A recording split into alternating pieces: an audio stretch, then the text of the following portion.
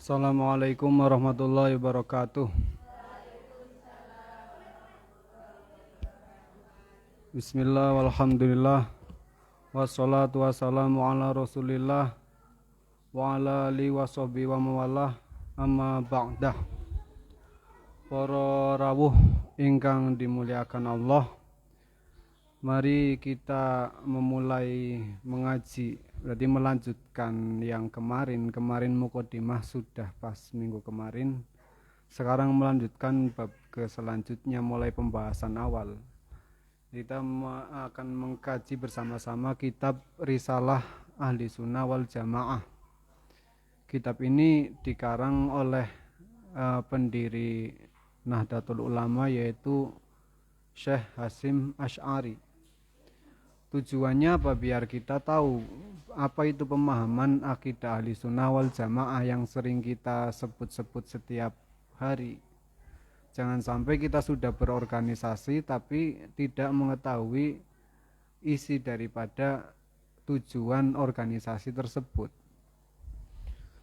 Karena dalam Nahdlatul Ulama itu ada dua, ada secara struktural atau yang kita sering sebut organisasi, juga ada kultural atau budaya, ibadah-ibadah, amalan-amalan yang kita lakukan setiap hari. Nah, pentingnya di sini biar kita mengetahui bagaimana akidah yang kita jalani atau kita lakukan sehari-hari. Langsung saja sebelumnya kita beri hadiah Fatihah dulu kepada beliau. Inilah hadratna Rasulullah sallallahu alaihi wasallam. Al-Fatihah. A'udzubillahi minasyaitonir rajim. Bismillahirrahmanirrahim. Alhamdulillahirabbil alamin. Arrahmanirrahim. Maliki yaumiddin. Iyyaka na'budu wa iyyaka nasta'in. Ihdinas siratal mustaqim. Shiratal ladzina an'amta 'alaihim ghairil maghdubi 'alaihim waladdallin. Kitab Risalah Ahli Sunnah wal Jamaah. Risalah niku maknane bisa diartikan catatan atau juga misi. Risalah Ahli Sunnah maksudnya misi atau catatannya para pengikut Kanjeng Nabi. Sunnah niku berarti Kanjeng Nabi. Wal Jamaati dan golongan para sahabat. Jadi yang dinamakan sunnah Risalah Ahli Sunnah Jamaah itu maksudnya pengikut Nabi dan juga para sahabat. Kitab ini menerangkan tentang fi hadisil mauta, menerangkan tentang hadis-hadis kematian. Terus wa asyratis sa'ah, dan menerangkan tentang tanda-tandanya hari kiamat. Dan yang tak kalah penting yaitu wa bayani mafhumi ahli sunnah, menerangkan tentang pemahaman pengikut Nabi wal jamaati dan pengikutnya para sahabat. Langsung dimulai dari bab yang pertama. Faslun fi bayani sunnati, ing dalem mertelaaken tuntunan atau ajarane Kanjeng Nabi, wal bid'ati, lan mertelaaken tentang bid'ah. Jadi menjelaskan tentang apa itu sunnah, apa itu bid'ah. Yang sering pemahaman kita kan mungkin setiap hari sunnah itu segala macam yang dilakukan oleh Nabi, padahal bukan seperti itu. Bukan hanya Nabi saja. As-sunnatu utawi kang aran sunnah, kama kola kaya oleh dawuh sopo Abul Baqoi, Syekh Abil Baqo, fi kuliatihi, ing dalem kitab kuliahe Abul Baqo, luhotan ing dalam cara bahasa. Jadi dalam sebuah pengertian arti itu ada tiga. Ada secara bahasa, ada secara syariat, ada secara adat. Nah, secara bahasa kayak contoh sholat. Sholat itu maknanya adalah doa. Tapi dalam rangkaian syara, sholat itu apa? Ya segala macam yang dilakukan mulai dari takbir sampai salam, seperti yang kita lakukan 5 kali sehari. Jadi sekali lagi pengertian itu ada secara bahasa, syara, dan juga uruf. Dan yang bisa diambil nanti secara syara dan juga secara uruf. Secara luhut apa itu sunnah? Sunnah iku at-thariqatu, jalan. atau dalan walau ghairu mardiyatin senajan iku ora kang den ridani. Jadi secara bahasa yang dinamakan sunnah itu jalan meskipun itu tidak diridhoi, jalan untuk beribadah, jalan untuk sebagainya, untuk mengikuti siapapun itu dinamakan sunnah secara bahasa. Wa syar'an sedangkan secara syariat iku ismun aran litorikoti kaduwe dalan almardiyati kang den ridani almaslukati kang den lakoaken fidini ing dalem agama salakaha kang wis nuntun ing thariqah sapa Rasulullah sallallahu alaihi wasallam au ghairu tau saliyane rasul. Jadi yang dinamakan sunnah secara syariat, sekali lagi sunnah secara syariat itu apa? Yaitu jalan yang diridhoi, suatu tata cara untuk beribadah atau mengikuti suatu ulama yang telah diridhoi dalam sebuah agama yang telah diajarkan oleh Kanjeng Nabi, itu namanya sunnah. Tapi bukan mandek di situ saja, juga diajarkan oleh para selain Nabi, yaitu sahabat, tabi'in beserta dengan ulama.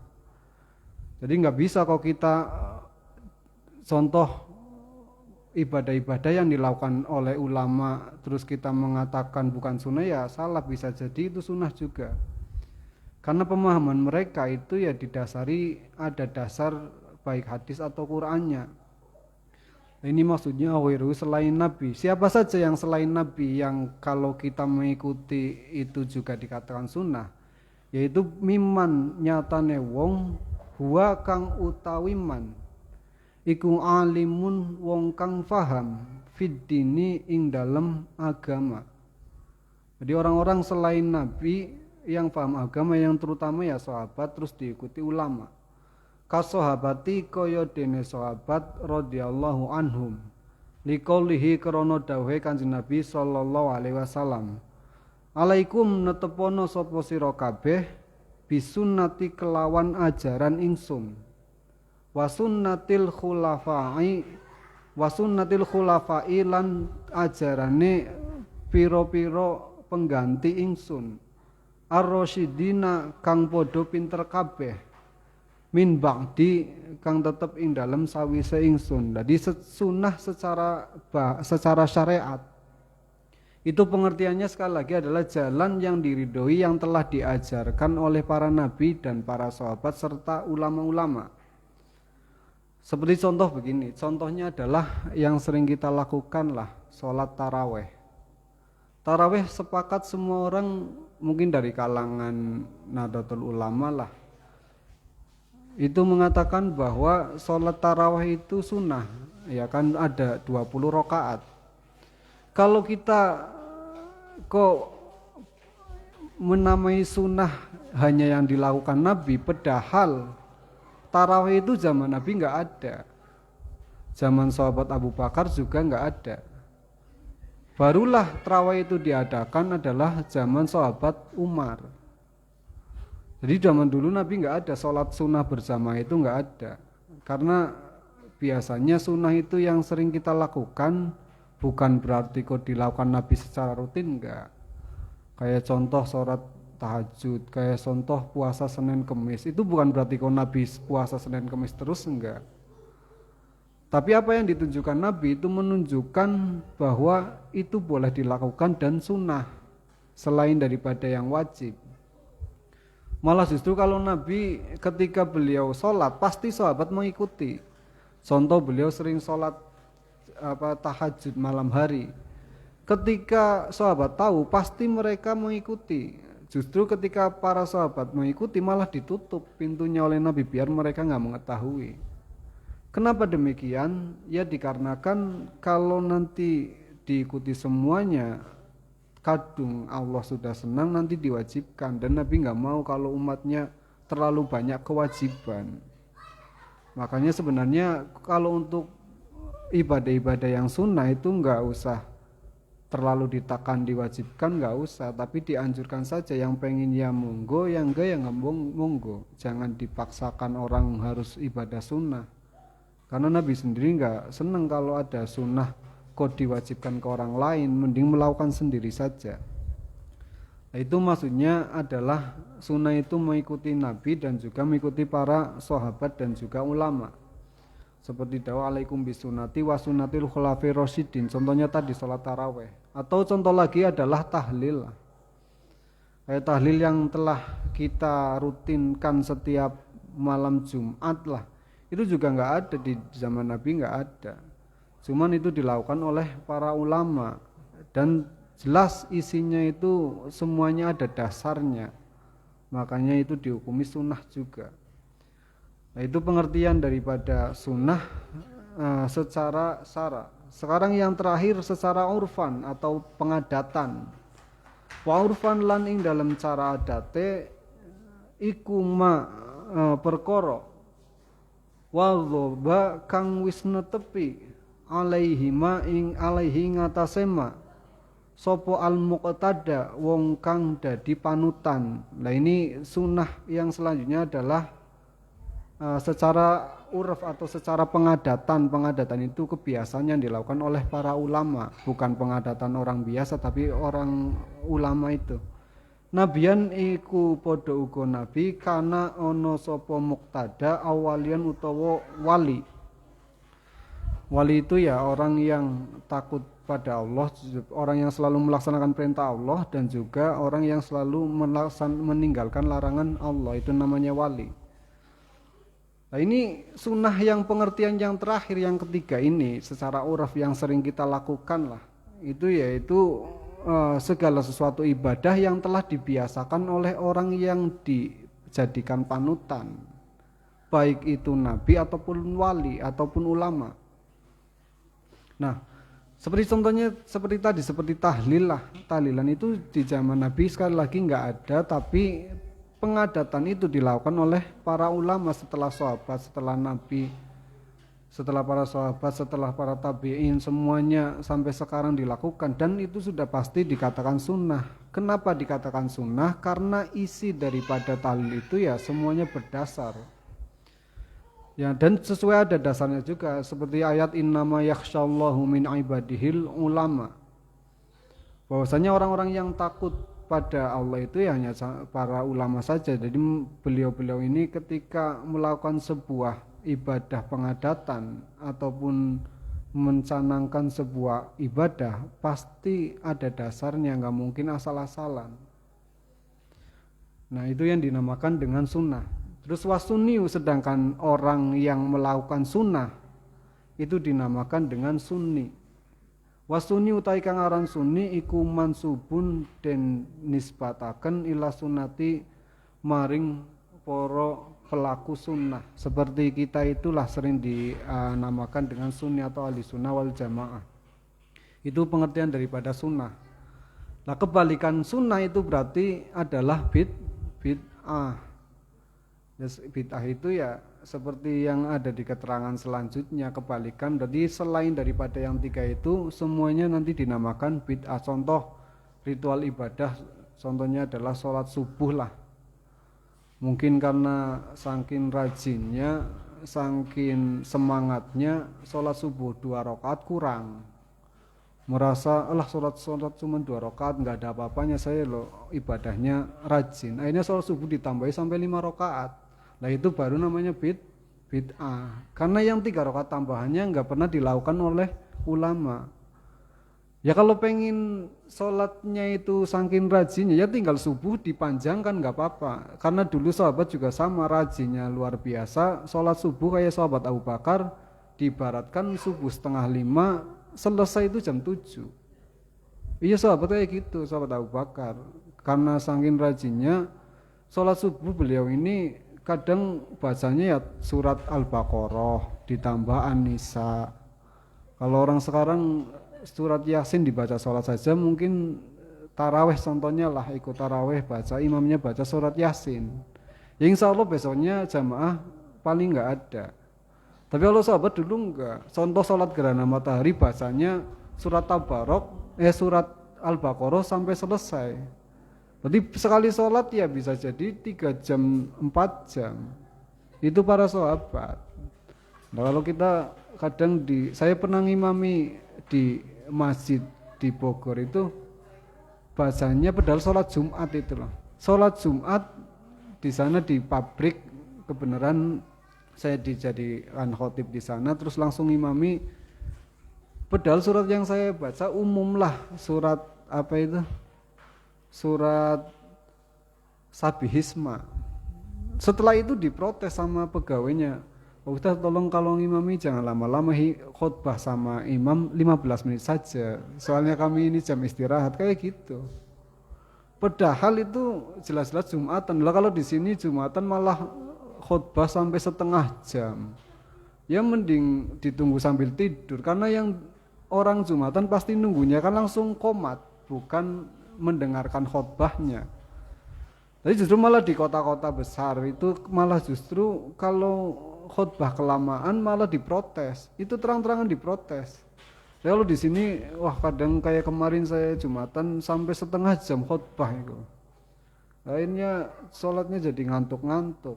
Padahal khutbah itu nggak boleh lama-lama 7 menit saja lah.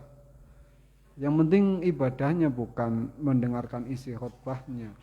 Walaupun memang didengarkan itu ya baiknya didengarkan. Itu salah satunya seperti itu. Nah sekali lagi yang dinamakan sunnah yaitu apa yang dilakukan oleh Nabi, sahabat dan juga para ulama. Nah sekarang yang selanjutnya yang bid'ah kebalikannya. Apa itu bid'ah? Wal bid'atu utawi kang aran bid'ah. Kama qala kaya oleh dawuh sapa asy-syekhu Syekh Zarukun, rupanya Syekh Zaruk, ulama namanya Syekh Zaruk. Jadi ulama itu kadang namanya juga ada yang aneh-aneh. Ada yang namanya Ibnul Mayyit, juga ada. Anak, berarti Ibnu Mayyit itu bahasa Indonesianya anaknya orang mati, itu juga ada. Fi Udatil Murid ing dalam kitab Aidatil Murid. Secara bid'ah, langsung secara syar'an, iku ihdasu amrin, ngenyar-nyari atau gawe-gawe perkara fiddini ing dalem agama yusbihu kang nyerupani apa amr ayakuna ing yen to ana apa amr iku minhu saking din walaisa hale ora ana apa amr iku minhu saking din. Nah jadi yang dinamakan bid'ah itu apa? Mengada-ada ibadah dalam agama. Seperti tadi contohnya sholat subuh 2 rakaat tapi ditambahi jadi 3 rakaat atau 5 rakaat saking semangatnya itu tidak boleh. Karena tambahannya itu bukan berdasarkan rekomendasi para ulama atau bukan didasari oleh pekerjaan Nabi, sahabat, para ulama itu jelas yang namanya bid'ah. Nah, kayak mirip agama tapi padahal bukan dari agama. Contoh yang sekarang lagi viral sajalah.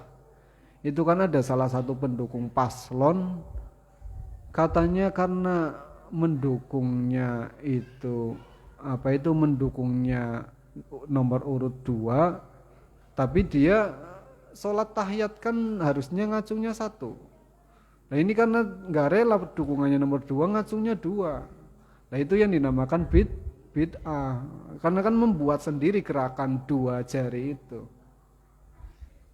Ya itu tidak diperbolehkan walaupun intinya agama itu tidak ada kaitannya dengan apapun yang telah dilakukan oleh para nabi, sahabat dan ulama ya harus dikerjakan.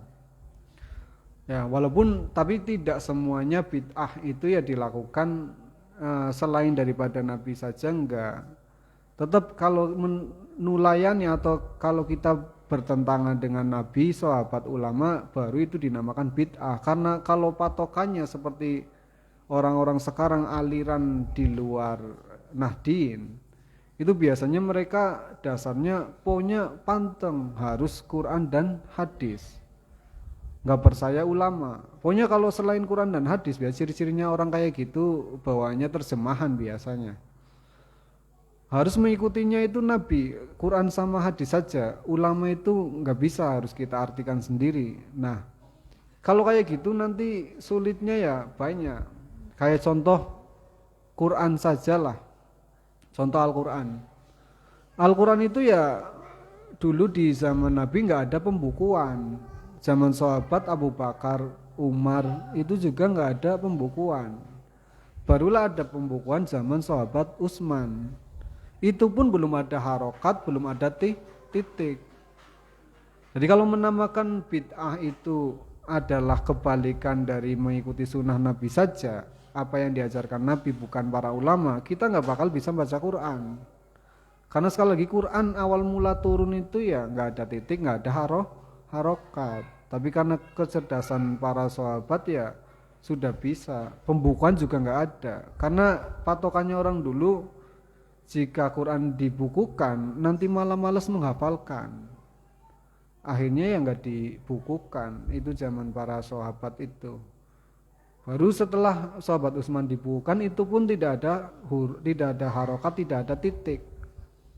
Setelah itu zaman para tabi'in juga sama, tidak ada harokat, tidak ada titik. Barulah setelah Islam menyebar kemana-mana, kemampuan orang semakin sedikit, akhir dikasih titik, itu pun masih belum ada bisa yang membaca. Barulah dikasih harokat. Setelah dikasih harokat, dikasih titik, tetap saja masih banyak yang baca salah.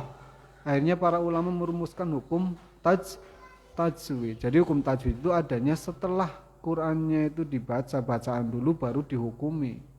Karena dulu semua yang baca benar, kalau sekarang ya kebanyakan salah. Kadang, mohon maaf, kadang baca Quran itu ya seringnya ikhfa, idhom, idhar itu ya jarang dilaksanakan. Yang idhom malah dijadikan idhar, yang idhar dijadikan idhom, apalagi ikhfa. Itu semuanya padahal ada aturannya. Kecuali kalau untuk zikiran baru boleh, tapi kalau untuk baca Quran harus sesuai tajwid. Karena hukum membaca Quran dengan tajwid itu adalah fardu ain. Kalau belajarnya fardu kifayah, tapi membacanya adalah fardu ain. Semuanya yang membaca Quran wajib bertajwid, kecuali masih dalam tahap belajar. Kalau masih dalam tahap belajar, dia baca salah pun tetap hitung pahala seperti itu. Nah, seperti tadi bid'ah, dasarnya maksudnya bid'ah adalah membuat atau mengada-ngada suatu hal dalam urusan agama yang menyerupai agama tapi bukan bagian dari agama. Likoli krana dawuhe Kanjeng Nabi, man utawi sapane wong iku ahdasa lamun ngenyar-ngenyari sapa man. Lamun ngenyar-ngenyari sapa man fi amrina ing dalem agama Islam. Hadza rupane iki agama Islam. Ma ing ibadah laisa kang ora ana apa ma iku minhu saking ma. Iku minhu saking za. Fa wa maka utawi ma iku rodun den tolak. Jadi sesuai dengan hadisnya Nabi, barang siapa yang mengada-ada dalam urusan agama, yaitu hal-hal yang tidak ada kaitannya dengan agama, maka itu ditolak. Jadi mirip tapi enggak sama, seperti agama membuat ritual sendiri, ibadah sendiri yang tidak ada dasarnya agamanya gitu. Wa qouli lan krana dawuhe Kanjeng Nabi sallallahu alaihi wasallam, wa kullu muhdatsatin lan temen setune saben-saben perkara kang den anyar-nyaraken iku bid'atun aran bid'ah. Wa qad bayana lan teman-teman wis mertelaaken sapa al ulama'u para ulama rahimahumullah taala annal makna ing temen setune artine fil hadisaini dalam hadis loro al madzkuraini kang wis den sebut kabeh iku raji'un kang kembali litaghyiril hukmi maring merubah hukum bi'tiqadima kelawan yakinaken barang laisa kang ora ana apa ma iku bi kurbatin ibadah yakinaken kurbatan ing ibadah la mutlaqul ihdas ora mutlake merubah.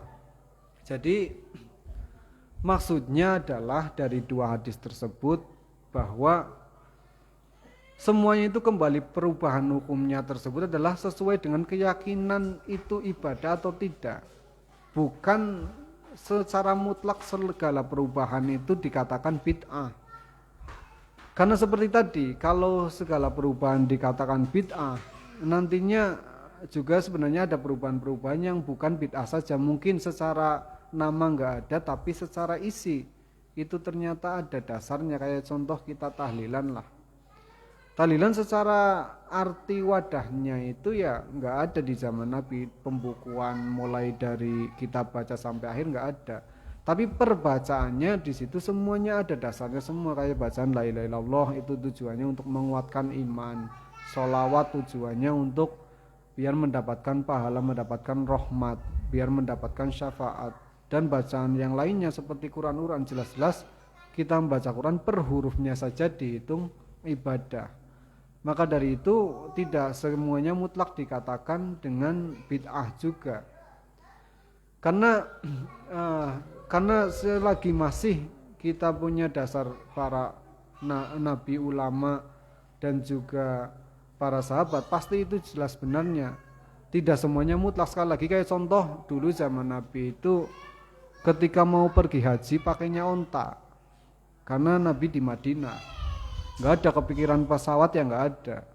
Nah sekarang kalau dari Indonesia ke Mekah, contoh orang mau ibadah haji harus mengikuti Nabi, plek. Masa dari Indonesia pakai onta ke Mekah? Ya nggak sampai, baru sampai lautnya sudah tenggelam dulu. Makanya tidak semua mutlak itu dikatakan bid'ah, enggak. Tapi ada hal-hal lain yang mungkin kayak fasilitas dan sebagainya tidak dihitung. Karena kendaraan itu ya bebas. Kayak dulu kita, orang-orang kendaraan paling mewah itu adalah kuda. Kalau sekarang kan pakainya sudah mobil dan sebagainya.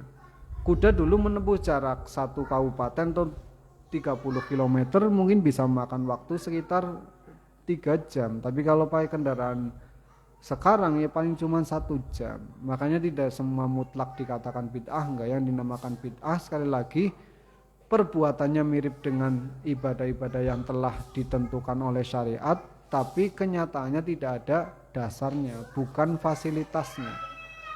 Nah, id kotana walatu krono teman-teman wis merkoleh ingma opo asyariatu syariat biusuliha kelawan dasar-dasar syariat. Karena semuanya ibadah itu intinya adalah harus ada landasan atau dasarnya. Ya permulaannya mungkin Quran dulu baru hadis. Kalau hadis nggak ada, ya baru kalamnya ulama. Karena apa yang diucapkan oleh para ulama sumbernya pasti dari Al-Quran dan hadis, nggak mungkin asal-asalan. Karena beliau-beliau ini ya di samping terjaga perbuatannya juga selalu setiap hari yang dipikirkan adalah tentang agama itu, nggak yang lainnya. Bahkan dalam beribadah pun sangat hati-hati, tidak asal-asalan. Fayakunu mengkono poma iku rojian kang kembali ilaiha maring syariat au bi furu'iha utawa kelawan cabangane syariat. Fayakunu mengkono poma iku makisan kang den padaaken alaiha ing atase syariat. Atau walaupun tidak berupa dari dasar-dasar agama, tapi juga ada penyamaannya atau pengkiasan. Kayak seperti contoh kayak gini. Secara Al-Quran itu ya yang diharamkan adalah arak, minuman keras. Ya kan, innamal khamru wal maisiru wal ansabu wal aslamu rijsun min amalis syaiton fastanibuhu. Jadi ada hukum namanya kias, atau kias itu pengambilan hukum, penetapan hukum yang dilakukan oleh para ulama. Jadi secara hadisnya nggak ada, dawuhnya sahabat juga nggak ada, dawuhnya kesepakatan para ulama juga nggak ada. Tapi ada ulama menghukumi sesuatu yang baru tapi disamakan dengan hukum yang lain. Kayak contoh tadi, larangan di dalam Al-Quran itu adanya, salah satunya adalah minuman keras atau arak lah, itu diharamkan karena memabukkan. Nah, terus ada hadis setiap hal yang memabukkan itu diharamkan. Zaman Nabi ya cuma ada arak saja, nggak ada yang narkoba, apalagi pil koplo atau ganja, itu nggak ada. Tapi Nabi di dasarnya itu ya cuma setiap yang memabukkan haram. Sedang di Qurannya sesungguhnya yang memabuk sesungguhnya arak itu hukumnya haram. Nah, terus bagaimana menghukumi narkoba, ganja, pil double L dan sebagainya? Nah, itu para ulama berperan di situ, akhirnya menggali hukum dengan dasar kemampuan pemikiran dan juga hadis yang lain. Akhirnya terjadilah penghukuman karena khamr ini memabukkan atau arak memabukkan, narkoba, ganja juga memabukkan, akhirnya disamakan dengan khamr itu, ganja, akhirnya juga hukumnya haram. Kalau patokannya cuma hadis saja ya nanti jadinya narkoba halal seperti itu. Tapi karena kita ada ulama yang bisa menghukumi dengan dasar demikian, jadi hukumnya itu baru narkoba, ganja itu hukum baru karena dulu nggak ada. Tapi itu yang digali hukum oleh ulama akhirnya disamakan dengan arak itu, seperti itu ya. Qala wa mawazinuha wallahu a'lam bissawab. Al-Fatihah.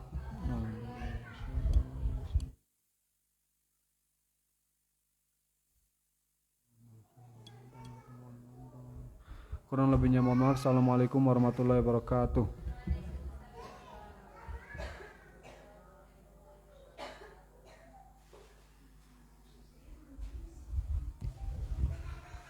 Terima kasih untuk pesan-pesan yang telah disampaikan oleh Ustadz Imam. Semoga kita semua bisa menjadi manusia yang lebih baik lagi.